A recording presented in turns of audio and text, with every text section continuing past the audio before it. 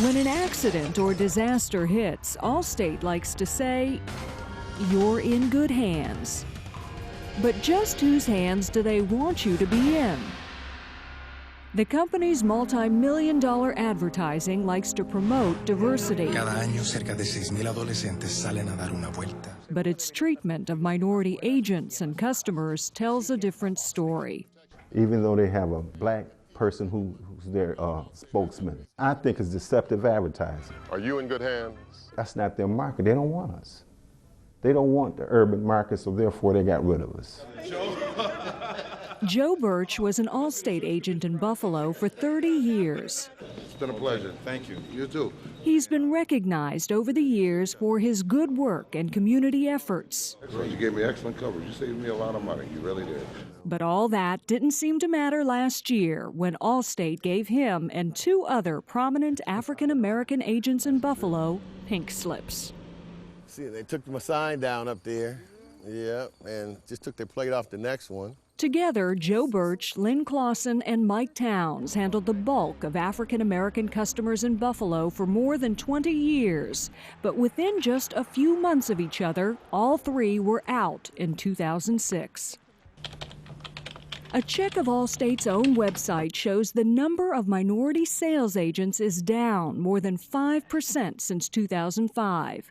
Why?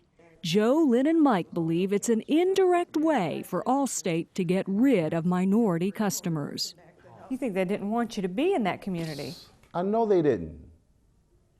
That was the heart of the city, 14215. That zip code is a no-no. I think that the reason that we're gone is because we represented the city of Buffalo. They only wanted right people in the suburbs, and that's what they did. Allstate avoided a head-on collision in court with minority customers just a short time before the agents were let go.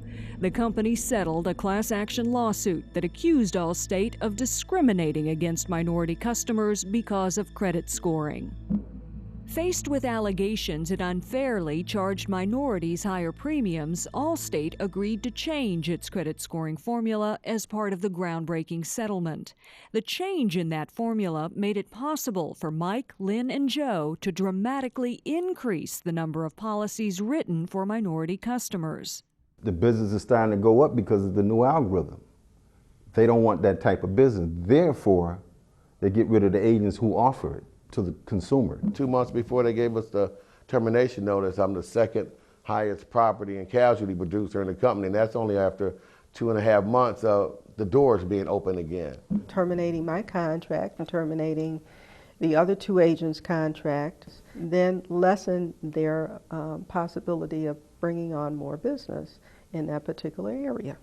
During the years when Allstate used its pre-settlement credit scoring formula, these agents saw a noticeable decrease in their business, and that meant fewer minority customers for Allstate.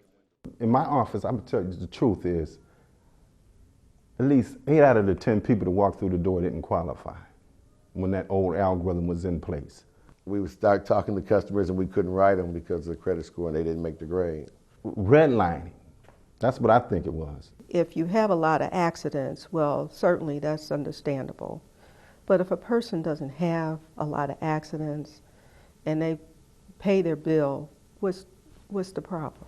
Mike Towns was one of Allstate's top producers in the city of Buffalo for many years before the credit scoring formula went into effect. Among his many customers, police officers, firefighters, prominent clergy, city employees, even the mayor of the city of Buffalo. Mayor Brown even wrote this affidavit in support of Mike after Allstate fired him. It says, "Mr. Towns has provided excellent service as my insurance agent. I have found him to be knowledgeable, diligent, and hardworking. I consider him to be a credit to the insurance profession." The discrimination because of the credit scoring, that's the biggest thing that happened because it hurts the customers. The loss of Mike's longtime career has taken its toll. A lot of tears shed from customers too after, 15 and 20 years of service, and knowing my whole family, my kids, all worked in the office and everything.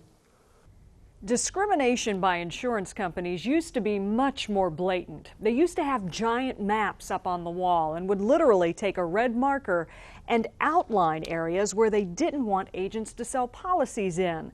That's where they got the term redlining.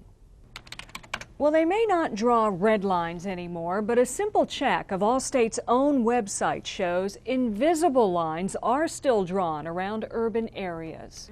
Okay.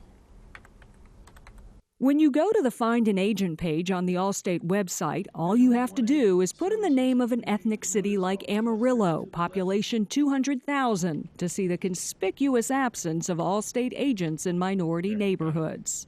40% Hispanic, so you're looking at about 80,000 Hispanics, and you got one agent, Spanish speaking, that is able to service that. So you got one agent for 80,000 people. Now that's not acceptable. Ray Gonzalez is a longtime former Allstate agent from San Antonio. He says this is just another form of discrimination, just like the credit scoring which hurt his minority customers for years. I saw an effect on my customers where their premiums were going up 30 and 40%, in some cases up to 50% increases. Was there a change in their habits? None. None. He says the Hispanic community deserves better from Allstate. They're hypocritical. They're not interested in that market. They make attempts to make it appeal that way, but they're really not interested. Former FBI agent Al Squideri has been investigating credit scoring in the insurance industry for more than 5 years. He says the discrimination may not be quite as overt as it used to be, but the intent and results are the same. Credit scoring was nothing but economic redlining. It was helping them to screen out minorities. As a result of this, not only were the individuals who were being denied policies suffering, but the agents themselves were suffering because they were losing business. In some cases, business that they'd had for decades. And that's what these agents find so appalling. Allstate used a lack of production the company's own credit scoring policy caused as an excuse to fire them. The proof is in the numbers. I had 9 out of 10 for sure knows that you wouldn't qualify, and now I have, just the opposite. I got 7 and 8 out of people that I talk to I can write. Drastic improvement, like a light switch went on. During the year of '06, in March or so, things changed for us because the algorithm changed. I just couldn't believe it after, finally being able to write business again, that they would just put us out now. It's been very hard to accept it. Yep, this was my office in here. Now just an empty shell of a once bustling business. It used to be full of action and people. And we had a workstation here. Collectively, the three of them put in 65 years with Allstate. It's wrong personally and it's wrong professionally. The damage has been done and is emotional, it's just downright dirty what they did. For a company that likes to boast about its diversity, this picture tells 1,000 words.